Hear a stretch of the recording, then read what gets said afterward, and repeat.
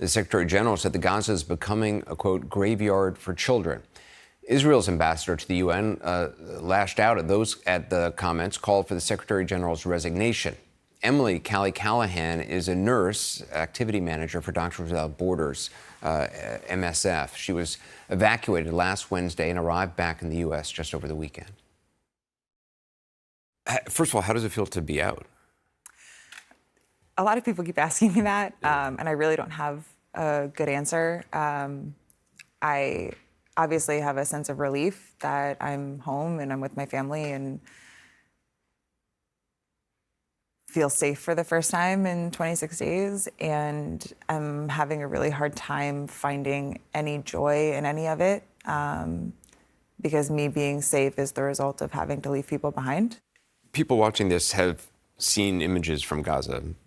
They've seen the hospital images. They've seen the horror of children dead day after day after day after day. I mean, they've seen all the images. But to actually be there and to experience it, you're experiencing all these things which a camera can never capture. So could you just talk a little bit about when you close your eyes at night, what is it you think about now? I think the answer to that question, I'll start at KYTC, which was, we were relocated about 5 times over the course of 26 days due to security concerns. And one of the places we wound up was the Khan Yunis training center. We call it KYTC. That's when people had evacuated to the south. So you were in the south of Gaza at that point. Yes, when we went to below Wadi Gaza line. And by the time we left there were 35,000 internally displaced people living alongside us. There were children with just massive burns down their faces, down their necks, all over their limbs. And because the hospitals are so overwhelmed, they are being discharged immediately after, and they're being discharged to these camps with no access to running water. There's 50,000 people at that camp now and 4 toilets. They're given 2 hours of water every 12 hours. There's 4 toilets for 50,000 people. Yes. And that's where we were living too. And they have these fresh, open burns and wounds and partial amputations that are just walking around these conditions. And parents are bringing their children to us going, please, can you help? Please, can you help? And we have no supplies. When in situations where there are tens of thousands of people and it is a war and people can't feed their kids, things get strange very fast and things get tough very, very fast and people turn on each other. You saw that up close. At KYTC, the reason we had to leave was because we were starting to be harassed. Desperate people who are losing loved ones right and left are angry.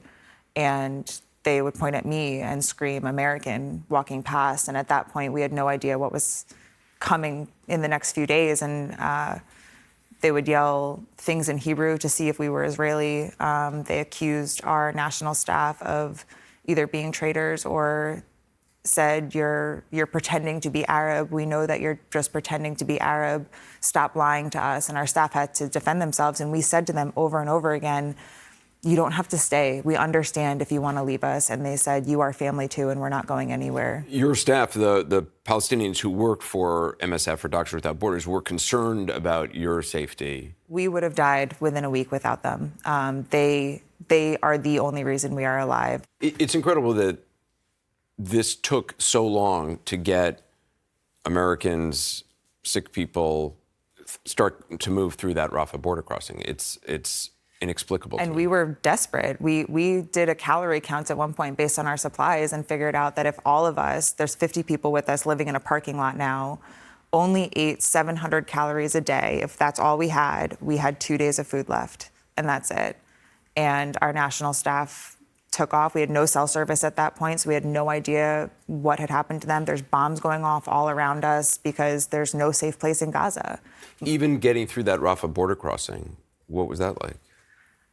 They didn't leave our side for a second. The national staff? The national because staff. Because they feared for your safety, even at the border crossing. They made sure they were standing between us and desperate people. They made sure that they were talking to every official that they could find, trying to push us through, trying to get us on the bus, trying to get us out. And we're standing there and we're watching these incredible men who have sacrificed everything for us, who have sacrificed time with their families, their own physical safety, their own water supply they were giving to us. And we're watching them fight to get us across the border, knowing that we were not bringing them with us. And they didn't waver. Ibrahim was right in the front with our passports, fighting so hard to get us on. And we get to Arish that night and find out his parents are dead. They were losing family members and friends. You said if it wasn't for your national staff, you think you would have been killed by people who were just desperate. We either would have starved to death or run out of water. They were the ones that negotiated all of that. Gaza's a small city, so everyone knows everyone, and they would call in favors and call their friends and say, who do you know that has food? Who do you know that's open? Where can we get this? And they would drive all over the place to find water.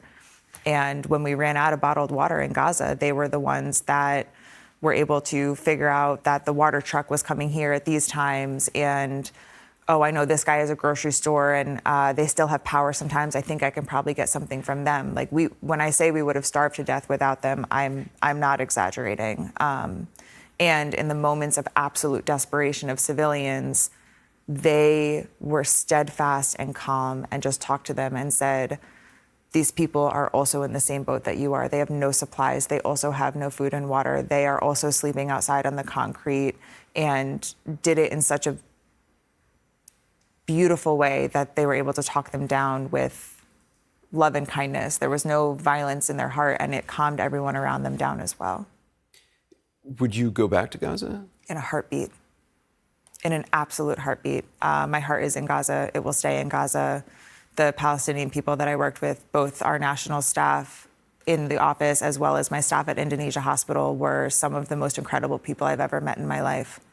When everything went off and we got the notice to move south of Wadi Gaza, I was texting my nurses at Indonesia Hospital, and I said, we lost a nurse weekend one. He was killed when the ambulance outside the hospital was blown up. And I was texting them when we got the evacuation orders, and I said, did any of you move south? Did any of you get out? Like, are any of you coming down this way? And the only answer I got was, this is our community. This is our family. These are our friends. If they're going to kill us, we're going to die saving as many people as we can.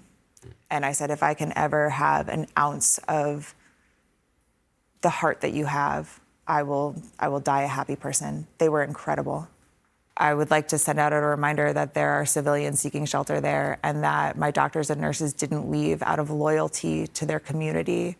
And I know that there is an idea being pushed right now that anyone that stayed behind is going to be considered some kind of a threat. And I want to remind people that the people that stayed behind are heroes. The people that stayed behind are they know they're going to die, and they're choosing to stay behind anyway. You're talking about doctors, nurses in the hospital?